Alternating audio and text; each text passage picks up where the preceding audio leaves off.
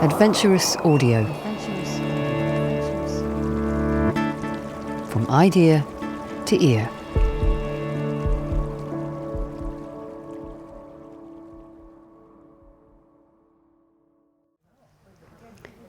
So this is a Speaking of Suicide episode with a bit of a difference.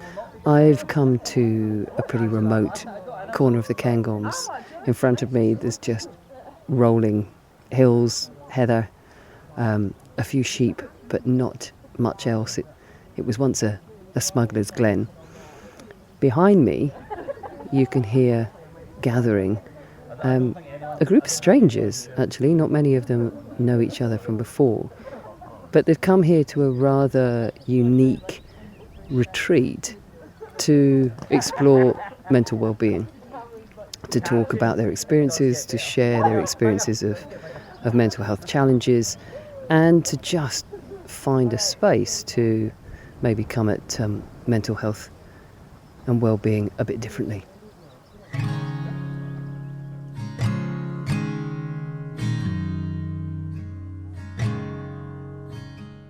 I've got no expectations of this weekend, but I think no expectations is best, and just being open to whatever this lovely, beautiful scenery brings, and meeting different people from different walks of life and hearing their stories, sharing. And yeah, it seems like a positive atmosphere. I agree. I think no expectations is a good idea, really, isn't it? You come to a place where it's so open, you just feel a little bit vulnerable and ready to kind of strip back the layers of normal life. But yeah, I'm looking forward to the cookery things, because I think that's my day-to-day job and my passion. So I think my expectation is to have fun with people, but also take some time for me. Yeah. I've never been on a retreat before, so I've got no idea what to expect. I'm just looking forward to it all. I'm going to try and do a cold water dip, which I've never done. I've got a bit of a fear of the water, and I'm going to go foraging this morning. I love the balance between the foraging with Zeki, the yoga. I've just had the most extraordinary Reiki treatment with Julie, which has just left me feeling completely relaxed and almost like the perfect start for the weekend. So I think for me what this weekend is, it's a perfect reset from the busyness of your life, and then when you step back and take a breath and absorb the landscape and just breathe. Lovely.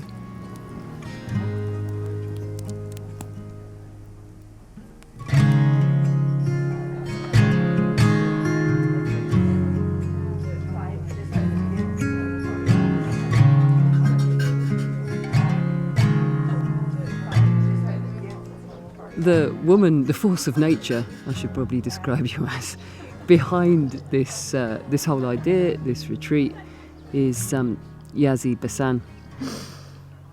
Yazzie, I kind of want to start with your why rather than the what, and we'll come on to the what. Why did you personally feel that setting up something like this and focusing on particularly mental health and mental well-being was so important to you? What's your story? My story, and why I feel this is so important, is from lived experience, I guess, and being in places throughout my life where I've really struggled with my mental well-being. Severe feelings of isolation and, I guess, depression, sadness, lack of confidence, and wishing at those times that I had something like this that I could attend, where people would really understand and connect and get what I was going through, and there just wasn't that kind of thing available at the time. So for me to be able to create this to help other people who have been through a multitude of things in life but experience similar feelings to me is hugely valuable. My story is actually skin-based. So I suffered with chronic cystic acne for 15 years, and I think skin conditions are something that's very overlooked. They're a surface level thing, but it is your appearance and your face, and that is what you present to the world every single day. And when your body is failing you and causing these issues, acne being my issue, it's extremely crippling and debilitating. And yeah, if I can use my condition, my situation, and turn it into something positive, then that just means so much to me, because I can see how much this sort of thing is needed at this point in life for everyone. If you don't mind me asking, how bad did it get in terms of the impact on your mental well-being? I mean, it was a living nightmare, and my mental health was extremely poor. I mean, I was just not able to live life and complete daily tasks. Like, I couldn't get out of bed. I couldn't really eat because chewing and eating was extremely painful. I feel like I am quite a sunny and happy person, but even smiling was a chore. And it's severe to say it, but I definitely had moments where I felt like, do you know what, I actually just don't want to be here anymore if this condition persists every day. And that was 15 years of struggling with the condition, so it definitely wears you down. And yeah, it had a huge impact on my mental well-being. So tell me what you've created here, because it's quite difficult to describe. This is such a unique setting, such a unique place. This is actually your family home that you've gathered people to. But what's the aim and mission of this weekend, and give us a flavour of some of what it involves? I'm very lucky that I can use my family home, and that my amazing mum has allowed me to run something like this here. But to me, the location is so special. It just wouldn't work in the same way anywhere else. And the location in itself, I think, almost does enough, bringing people together here in a space that allows you to really slow down and connect with amazing expansive views to the hills, no people surrounding you, no neighbours, nothing, just open space. And what I have created is essentially a community over a long weekend. So people are brought together of all ages, all genders, all walks of life. And it's a chance for people to feel less isolated in their situation. And I believe that well-being should be approached slightly differently to just the medical route. So what I've created is alternative offerings for people, tools and workshops that can aid in positive mental well-being. Some of those workshops include foraging sessions with my brother, cookery with my mum, there's yoga, there's painting, I run an outdoor kind of movement session, there's cold water swimming, a multitude of workshops really that people might not have access to otherwise, and they certainly might not have the finances that would allow them to access all these activities. So what I'm trying to do is eliminate financial barriers and blocks that people might have when considering their well-being, and create something for absolutely anyone to attend and be part of something special. I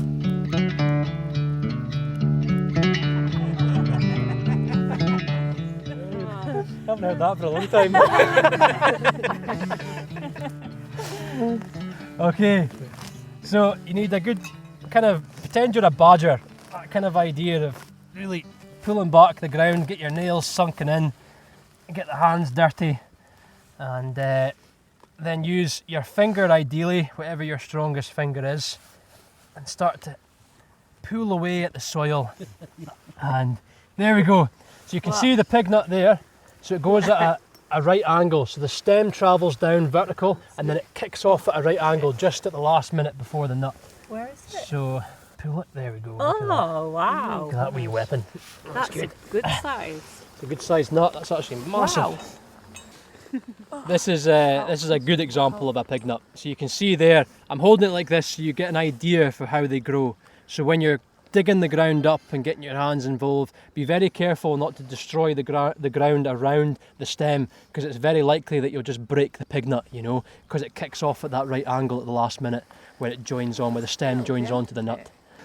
If I give this a wee wipe, get rid of the mud, take the thumbnail again. That's why it's handy to have good nails. Get rid of that outer skin, and that white flesh is where all the flavour is. Oh. I'll take a bite. Does anyone else want to have another half? Aye. No, you're gonna get your own, so you will get to experience this. But it's lovely. Tastes a wee bit like a raw hazelnut, more veering towards radish in my opinion. But do you think that's a nice flavour?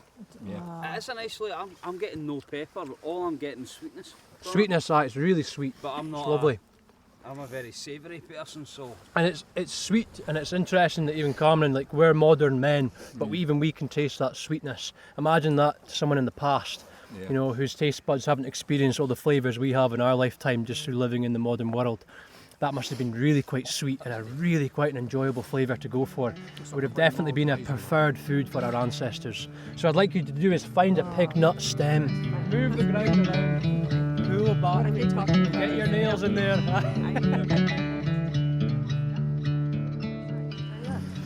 How did you find that?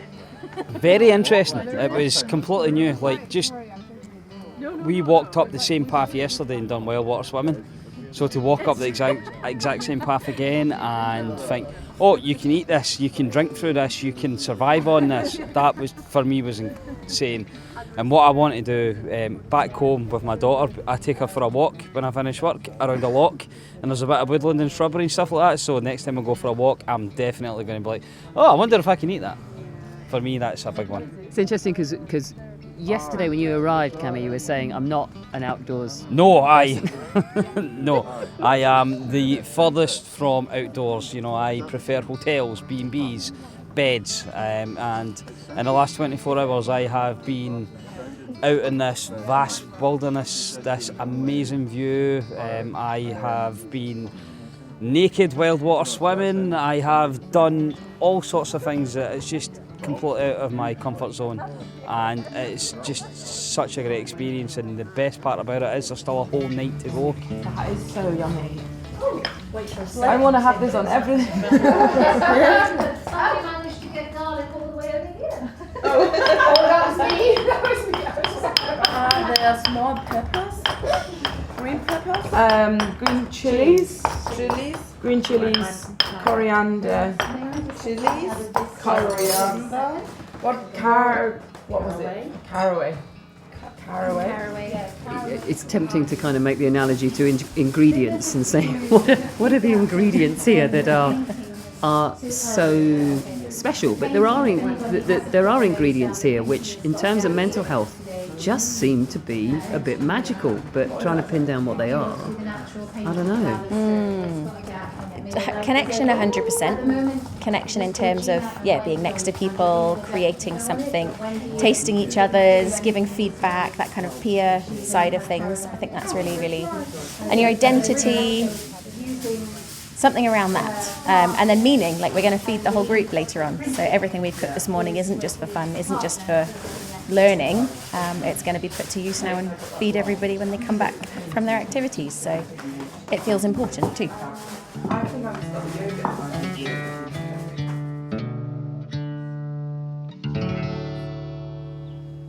Tell me a bit about yourself. What's your name? Where you're from? All that complicated stuff. I'm Darren, Daz. I come from Arbroath. 52 years old, and I've suffered depression all my adult life. It was only diagnosed in the last 14 years after my first attempt at my life, and it's been a journey. I've really struggled with my mental health. Didn't realise I was struggling, and it led to that day where I left the house with the intention of killing myself. Luckily I survived. It's curious, isn't it, that idea that we can be really struggling but actually not have realised that it was a mental health thing? Yeah, I mean, once I'd learnt about it and looked back, I can see all the signs, but I didn't know what the signs were. And I did the typical man thing where I bottled everything up, hid it from the family, but it's like a bottle of fizz. You can only keep it contained for so long before it pops, and I popped. You say it, that typical man thing.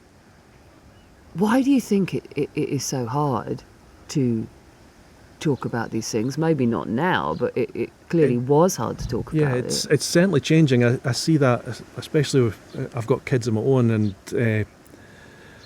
I drill into them that it's okay to talk, it's okay to cry, but my generation, it was just never acknowledged. If you were struggling, you got told to man up, or grow a set and get on with it. And it's nobody sort of taught me how to express my emotions, so I didn't express them. So what changed after that attempt to take your life? How did you shift things? Because clearly you still, by the sounds of things, you still struggle, but you manage it maybe differently? Yeah, definitely. It's a roller coaster, mental health. You're never going to have a flat trajectory. You're up and down all the time. My ups, I enjoy them as much as I can. My downs, I recognise when they're coming and I make changes, whatever I need to do. Usually that involves Andy's Man Club. It's a massive part of who I am now. I never miss a group. And if I'm struggling, I go there as a user of the group, not as a facilitator. And the support from there, it's taught me how to open up, how to speak to people about emotions. It improved my relationship with my wife for a while. We have since split up, but we're now best friends again. Because I'm now able to express how I'm feeling and explain to others, men who come through the door, that it's okay to have these feelings. You're not alone. It's who I am now, I think. I mean, I get into trouble from Alex and the other facilitators for saying, if it wasn't for Andy's, I honestly don't think I would be here. I've had a further 2 attempts at my life. The last attempt, I'd heard about Andy's and I knew they'd just opened in Arbroath, but I'd never gone along. After that attempt, I decided I would go along. I walked past the first night, didn't go in. The next week, did the exact same thing, went down, walked past, and then the third week, the guy at the door, there's always a guy at the door welcoming folk in, he'd recognised me, he says, you've been past three times, you're here for Andy's, aren't you? I was like, couldn't really say no, so he took me in, showed me the brew station, and yeah, it's changed my life. Andy's Man Club, for anyone listening to this who's not clear about it, it's a weekly Monday meeting, men only, where you share the stuff of life. Exactly. It's for me, it took me a couple of weeks to actually start talking. I sat and listened to other people and realised that I wasn't alone. People were expressing the same kind of things I was going through. And it's a place just to go, enjoy the good times. If you've got something on your chest, get it out in a safe, confidential space. What's said on the night stays on the night, unless you make a threat to yourself, in which case there's a duty of care. But yeah, it's fantastic. I love it. And to what extent, I mean, we can't read what's in the future, but to what extent do you think that business of being able to share in that space has pushed away the suicidal thoughts? Even on my darkest days now, the suicidal thoughts are not there, because I know it. If I'm down, say on a Friday, I know I'm looking forward to Monday, where I can get this off my chest and get support. But because we're such a close knit now, where we are, our group, we reach out Monday, Friday, Saturday, Sunday. We do things at the weekend as a group, not through Andy's, but because we all met at Andy's. And yeah, it's a massive brotherhood. There's about 5,000 members nowadays. I would say about 4,200 of them I've not met, but I would still class them as my brothers because we all attend the same group. And if we turn up at an event, it is just like an extended family.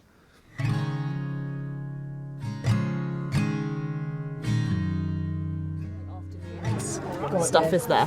Yeah. So your name can go on there twice, but it has to be. Aye. Yes. So tomorrow, you've got cookery, foraging, fermentation, painting, chasing and jewellery making. Chasing. Ooh. A way of mark making, I think. Ah. Did you sleep all right, guys? Yeah, amazing. Yeah? Thank you so much. I feel like it's a luxury up there, honestly. People are here for all sorts of reasons, you know, and I think the key is you don't have to be struggling with something to attend this. You could simply just be seeking a little bit of connection and a reset in your life. But if you are struggling with something, then it's the perfect place to be, because everyone here has a similar situation and similar feelings that are relatable. How important is that sharing of stories and where you're at? Obviously, there's the activities, which are great and allow people to just do something a bit different and reflect on their health maybe in a different way, gut health and skin health, there's juicing workshops, that kind of thing. But this business of actually being quite open and honest about your own story, it's not an imperative, I know, but how important is it for you that you're allowing a space to do that? I mean, for me, that's what makes the entire retreat, to be honest, because yes, the workshops are amazing, the location's amazing, the people are amazing, but I don't know, there's something beautiful about people letting down their walls and their guard and sharing what they've been through, because after that, conversations open up and people really start to form bonds and friendships that are beyond this weekend and actually for life. And that's where the real power of community comes in, and that healing side of sharing. It's so inspiring hearing people's stories, and for me that's the main part of it, to be honest, the part that makes everyone realise that they're not alone. And I suppose there's a certain magic in that business of, because this is a place where people are able to share their story if they want to, in an entirely non-judgmental environment. Once you've done that once, and you think, actually, that went down quite well, and I feel quite good, and everyone around me, it's opened up conversations, they're coming to talk to me about it, that sort of allows you to take that out into the real world, the other world, because this does feel otherworldly being here, but it allows you to know that that's possible, and that you can talk, and it's okay. Yeah, if you're able to share in this environment to a room of what was 30 strangers, you know, half a day ago, I think you can take that anywhere. So exactly. Okay.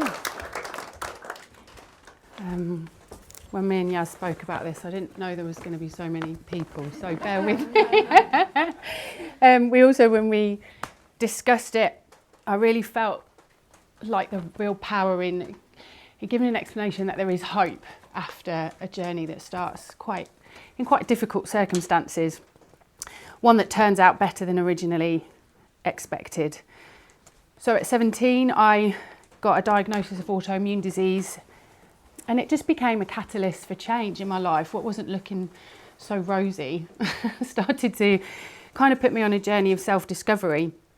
So at 17, I was sitting in a hospital office, and a consultant that was definitely nearing retirement kind of said, your body's attacking itself, there's nothing we can do, you just got to take the drugs and off you go.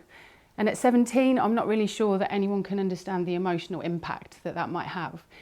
Pretty much alone with not a great support in my family. It was quite a difficult journey. And the words, I think the real catalyst though was, your body's attacking itself. And my first thoughts were, why? So it started this long journey into a discovery of why my body would do that. There wasn't any counselling, no support, or any acknowledgement of what might mean emotionally for a teenager beginning to understand who she was. I was working at the time and, pretty busy girl. What I didn't know then was that it would really guide me and my whole life. It taught me about patience, healing, resilience, and the power to transform our health when we become active participants. So I don't know if anyone else here has autoimmune disease, but what I've started to learn over discovering my body and my own life over the last few years is that we all kind of have a similar emotional background and an inner emotional landscape that's very similar.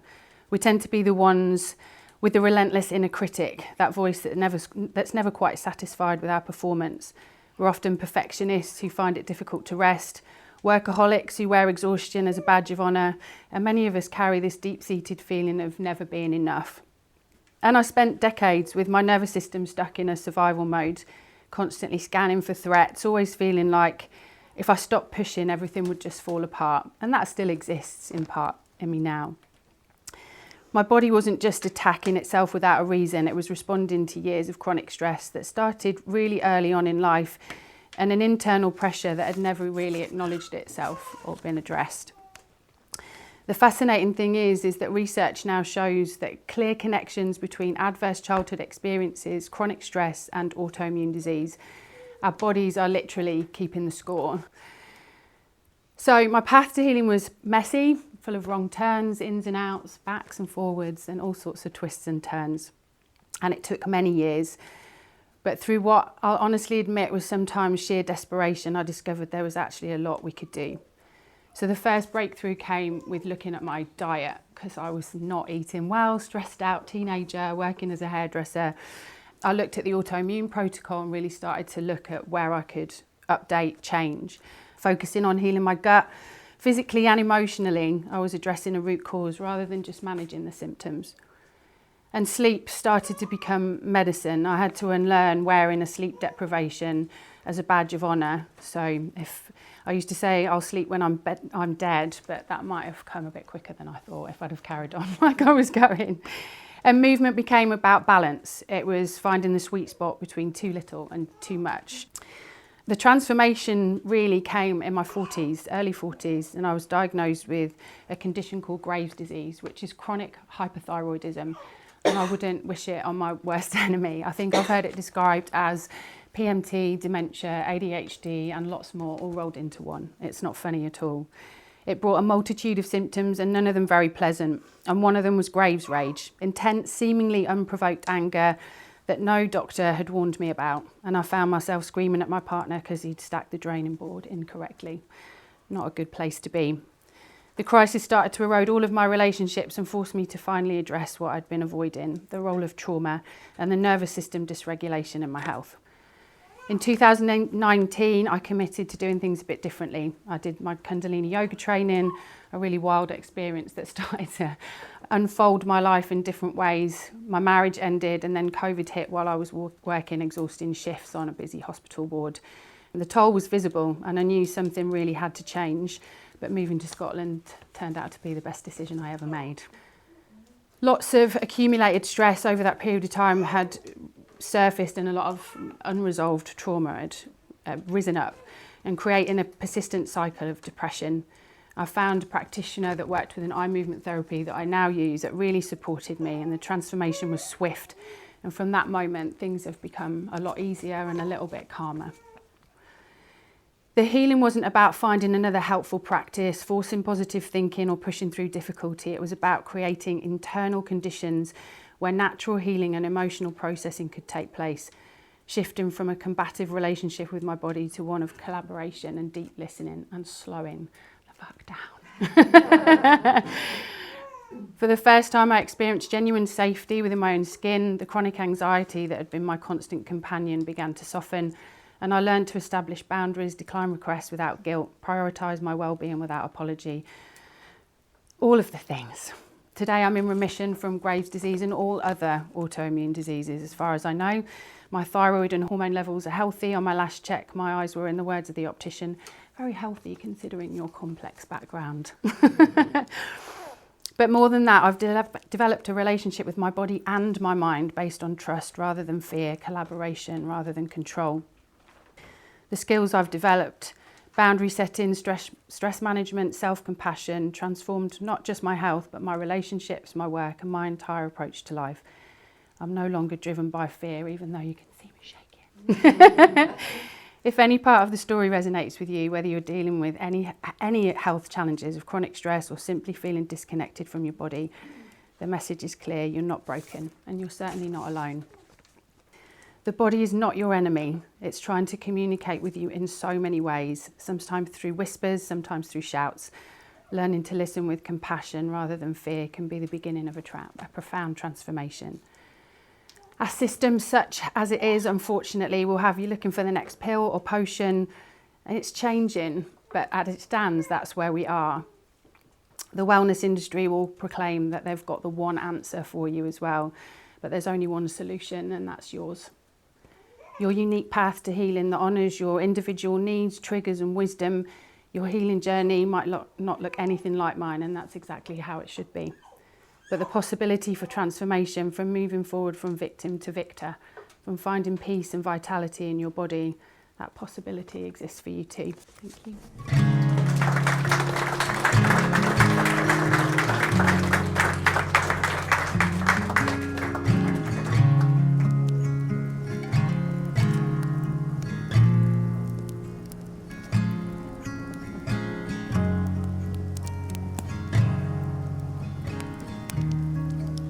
What's your ambition long term for this wilderness wellbeing retreat? How would you like to see things grow and evolve? It's a hard question because I'm pretty content, but I guess I always want to make sure that the people who really would benefit from this are able to access it and know about it. So my sort of one way of managing that is to create strong referral pathways with different charities. A few of them are here, and I already have a great connection with Andy's Man Club and support for James. The Highland Hospice is starting to get on board, and so are Mikey's Line. And if I can continue to create those pathways, then I'll always be able to make sure that the people who really would benefit are able to access it. And long term, I have to make it sustainable so that people don't have to pay too much to come. So that's the tricky part. And I guess for me, I'm trying to really concentrate on building good relationships and networks and partnerships so that I can keep this going forever, I hope. And just to be clear, this isn't about coming here and having therapy in a formal sense. I get the impression it's much more sort of about giving people the space that's around us, but giving it in a physical sense, but that mental sense as well. And it's quite free form. It's not. This isn't therapy. Mm-hmm. You're not offering therapy. You're not therapists. This is about offering something quite different. Yeah, exactly that. And I think that's a really good point to be clear on. I'm not a therapist. But when I was really low, therapy is not necessarily something I would have sought. And I think it was highlighted to me that so many people are silently struggling. And there is amazing doctors and therapists out there that people can approach if they wish to. But not everyone wants to be attached to a service. And not everyone feels that that's the right way for them to help them. So this is a softer approach. It's not therapy. But everything about the weekend is therapeutic and nourishing for the people involved. How are you doing? How have you found the weekend? Absolutely brilliant. From Thursday, social anxiety, thinking I'm not coming along, I couldn't do it. All the way driving here, feeling the same. 5 minutes here and you're met with a hug from Yaz, and you're in the family. It's just been fantastic. I've done so many firsts this weekend, challenged so many fears that I've had, and it's just been fantastic. And I'm leaving feeling wonderful, both physically and mentally. It has been an awful lot more than I thought it was going to be. It's been enlightening. It's been honest, vulnerable, pared back, simple, and made me feel like a human again. It's been good. It's been hard at times. I think there's a wealth of knowledge in everyone that I've met. I've been a sponge of information and resources, and just being around. I have found it quite overwhelming at times. It's interesting to hear everyone's stories and everyone's journey, and it's inspiring actually. hearing about people's strengths and what people have gone through. But yeah, I've loved every minute of it. I've learned new skills, did some jewellery making, and yeah, as someone that's not creative at all, it was nice to do something that isn't part of my norm. Feeling very inspired and empowered, I think, and positive. Again, I think, been on a bit of a roller coaster where I was struggling to see the light at times. But yeah, it's been good. I wanted to talk to you because at the very beginning you said how you were not an outdoors person. Nope. But I get the impression it's been quite a weekend for you. Yeah, my opinion has definitely changed. I think I'm definitely an outdoors person. I'm just not a tent person, if I have to be honest. No, it's been incredible. The views, the people, the activities. You know, the fact that this is someone's home and they've just opened it up. You know, you can just walk through, and yeah, it's just been one hell of a life-changing experience for me. And I'm definitely looking to come back next year and hopefully bring my partner and let her indulge in this and share and see how powerful it can be. So many great workshops, so many great people, and like it's already been said, I pushed myself out of the comfort zone and done things that I wouldn't normally do, so it's cool to experience that, and just in such an amazing space, and it's good just to see everyone just relax as the weekend goes on and start speaking to people and having random conversations with people that we never thought we'd meet, and it's inspiring to see what's going on all over the country, and people coming together and looking to support each other for their own reasons. So I've certainly grown over this weekend, and can't wait to come back.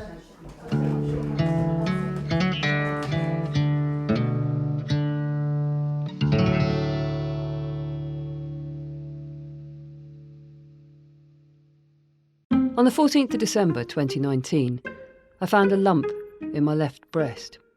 I didn't for 1 second imagine I'd have cancer. Me? Cancer? That's mental, right? Honest, sweary, heartbreaking, and sometimes funny. Lump is a journey through cancer like no other. My journey. I thought I was far too fit, intelligent, feisty, fun-loving, life-filling, but mainly just too bloody busy to get cancer. Turns out, cancer doesn't care how busy you are. And with 1 in 7 women now diagnosed with breast cancer, likelihood is you'll know someone just like me. I don't know how to tell her I'm drowning without wanting to cling to her to keep me afloat, without worrying she'll feel it's her role to paddle us. Lump, a dive into the emotional minefield and madness of cancer with me, Pennie Stewart. Like it, rate it, share it, wherever you get your podcasts.